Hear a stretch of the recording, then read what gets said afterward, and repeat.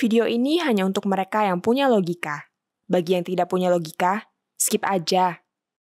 Hasil Pilkada 2024 adalah sebuah peragaan kekalahan yang sangat telak bagi PDIP. Teman saya, Andre Vincent Wenas, sudah menurunkan tulisan yang menunjukkan bahwa berdasarkan hasil quick count, di 10 provinsi dengan jumlah penduduk terbanyak, PDIP terkapar. Kecuali di DKI tentunya, yang nanti saya akan bahas sebentar. Di sejumlah provinsi, Koalisi Indonesia Maju Kim sebenarnya nggak kompak.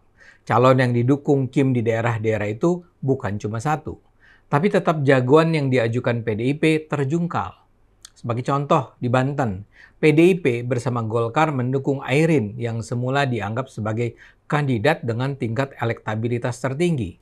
Nyatanya, Airin dan pasangannya Ade hanya memperoleh 42% suara, jauh di bawah pasangan pemenang Andra Soni dan Dimyati.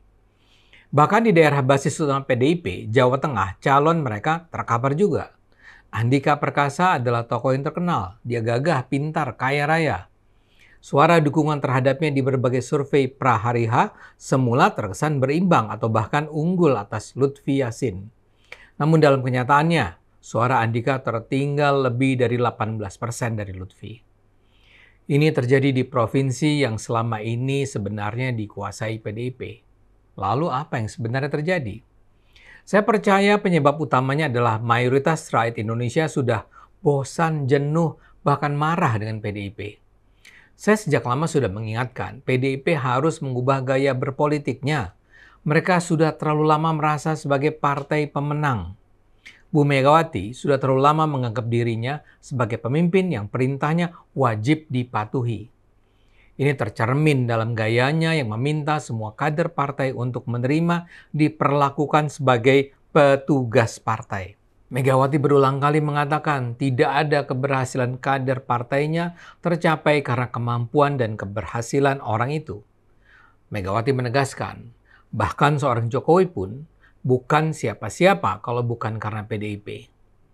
Satu hal yang dilupakan Megawati adalah ucapan dia, penampilan dia, mimik dia, semua bisa dilihat langsung oleh masyarakat luas melalui media sosial. Di masa lalu, Megawati mungkin sudah melakukannya di dalam tubuh partai, tapi itu tidak sampai terlihat oleh rakyat Indonesia. Kini semua terbuka luas. Kini orang bisa melihat langsung bagaimana Megawati mengomel, menghardik orang-orang dan bahkan tokoh-tokoh yang dianggap seolah adalah para pekerjanya, bawahannya. Bagaimana dia mengomel terhadap sekjennya Hasto Kristianto, terhadap calon presiden yang diajukan Ganjar Pranowo, dan bahkan terhadap Presiden Jokowi dapat disaksikan rakyat, dan apa yang disaksikan rakyat itu membangun persepsi tentang PDIP. Hal terburuk yang dilakukan Megawati adalah perlakuannya terhadap Jokowi. Masyarakat tahu bahwa perintah pembatalan acara Piala Dunia Junior di Indonesia tahun lalu terjadi karena perintah Mega. Masyarakat juga tahu bagaimana Mega dengan sengaja tidak melibatkan Jokowi dalam proses pemilihan Ganjar sebagai capres. Masalah terbesarnya, Jokowi adalah presiden yang dicintai rakyat. Dia barangkali bukan pemimpin yang jago berpidato di depan rakyat seperti ayah Megawati, Bung Karno misalnya. Sebagai presiden, dia mungkin tidak nampak berwibawa. Postur tubuhnya juga tidak gagah, tapi pikirannya, kebijakannya, sikapnya sangat menawan hati rakyat. Jokowi bisa saja menjadi sasaran kebencian dan kebohongan, tapi segenap serangan itu justru semakin meningkatkan kecintaan masyarakat terhadap Jokowi.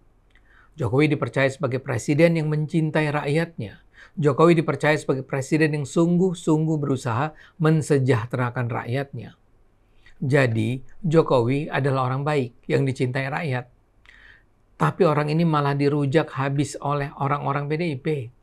Bukan hanya Mega yang merendahkan dia, tapi juga ada banyak pimpinan dan tokoh PDIP yang tanpa malu-malu melakukannya. Sampai menjelang pilkada berlangsung, pimpinan PDIP masih merasa perlu menyerang dan bahkan memfitnah Jokowi. Hasto Kristianto misalnya muncul dalam podcast Akbar Faisal. Di sana dia diminta mengomentari cerita dari Koni Bakri yang menyatakan Hasto dalam waktu dekat akan ditersangkakan atas dasar tuduhan yang mengada-ada. Hasto menjawab dengan menuduh Jokowi marah karena dia mengkritik sang mantan presiden, termasuk di dalam disertasinya. Jokowi menurut Hasto memiliki ambisi kekuasaan dan ingin menempatkan keluarganya di posisi-posisi politik strategis.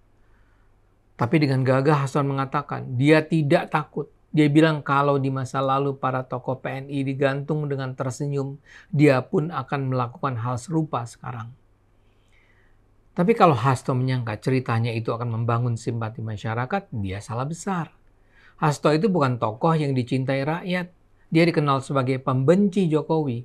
Rakyat bahkan masih ingat bagaimana dia sudah dipanggil dan diperiksa KPK terkait dengan dugaan korupsi proyek jalur kereta api di Direktorat Jenderal Perkeretaapian. Dia juga disebut-sebut berperan dalam kasus penyuapan dan penghilangan Harun Masiku.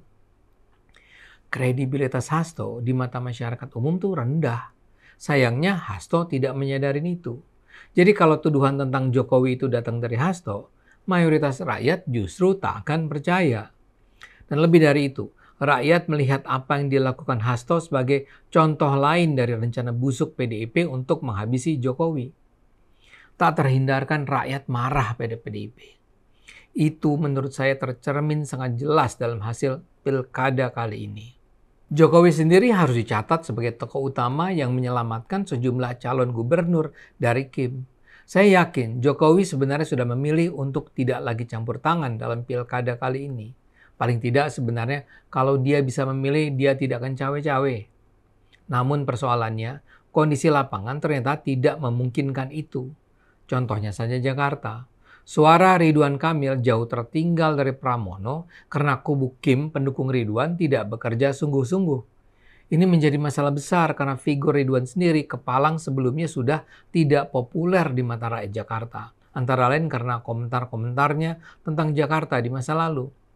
Ditambah lagi dengan joke Ridwan dan Suswono tentang janda yang sama sekali tidak pantas. Ketertinggalan Ridwan sudah terdeteksi sebelumnya. Karena itu Jokowi terpaksa ikut menunjukkan dukungannya terhadap Ridwan. Sayangnya waktunya terlambat. Yang juga menarik adalah Jawa Tengah. Faktor dukungan Prabowo tentu saja penting. Tapi fakta bahwa Jokowi benar-benar turun untuk ikut berkampanye adalah hal yang luar biasa. Megawati sudah menyatakan Jawa Tengah tidak boleh lepas. Megawati sendiri turun tangan di sana. Tapi itu semua menjadi tidak berarti ketika rakyat Jawa Tengah menyaksikan Jokowi bersama Prabowo secara jelas mendukung Lutfi. Menurut saya, kecintaan masyarakat Jawa Tengah terhadap Jokowi dan Prabowo lebih besar dari kecintaan mereka terhadap Mega dan PDIP. Popularitas Andika bisa jadi lebih tinggi dari Lutfi. Saya paham kalau banyak pihak yang percaya bahwa peluang Andika untuk menang sebenarnya lebih besar. Tapi ketika rakyat Jawa Tengah menyaksikan dua tokoh yang mereka cintai, Jokowi dan Prabowo mendukung Lutfi, Andika terpaksa harus merelakan peluang kemenangannya diambil Kim. Sedihnya Hasto juga menyebarkan tuduhan bahwa Partai Coklat, yaitu Polri, diperintahkan untuk melakukan penyalahgunaan kekuasaan untuk memenangkan Lutfi. Hasto seperti membangun narasi bahwa pertarungan Lutfi versus Andika di Jawa Tengah merepresentasikan pertarungan Polri versus TNI. Ini lagi-lagi cerita yang tidak masuk akal mengingat satu hal penting seolah dilupakan Hasto. Presiden Prabowo bukan polisi. Prabowo adalah tentara sejati yang tidak mungkinlah dia memerintahkan, merestui, atau bahkan sekedar membiarkan Polri digunakan sebagai alat kekuasaan untuk memenangkan Lutfi. Hasto, PDIP meracau, dan ini membuat nama mereka semakin merosot. Saya tidak ingin mengatakan saat ini PDIP sudah selesai. Mereka masih punya suara dan pengaruh besar. Mereka punya kader-kader muda yang ke depan bisa membawa PDIP menjadi jauh lebih besar. Tapi untuk itu, PDIP harus mengakui dulu ketertinggalan mereka. Gaya lama PDIP sudah harus ditinggalkan. Dan untuk itu saya rasa PDIP memang harus mengubah secara mendasar struktur kepemimpinan partai banteng tersebut. Mungkin sudah saatnya Mega mengundurkan diri untuk diganti oleh tokoh-tokoh muda. Harus ada gaya kepemimpinan baru yang sejalan dengan alam keterbukaan dan kebebasan Indonesia menuju kejayaan 2045. Jujur saja, yang jadi masalah bukan cuma Mega. Mega seperti dibiarkan terus melakukan blunder tanpa ada orang-orang di sekitarnya yang berani mengingatkan dia. Kesannya terlalu banyak orang yang takut atau bahkan mungkin penjilat untuk bicara jujur kepada Megawati. Dan karena itu saya percaya PDIP terus menggali lubang kuburnya sendiri. Jadi yuk kita sama-sama bangun Indonesia. Apa yang terjadi saat ini semoga memberi bahan pelajaran bukan saja pada PDIP, tapi untuk semua partai politik di Indonesia. Ayo gunakan akal sehat, karena hanya dengan akal sehat Indonesia akan selamat.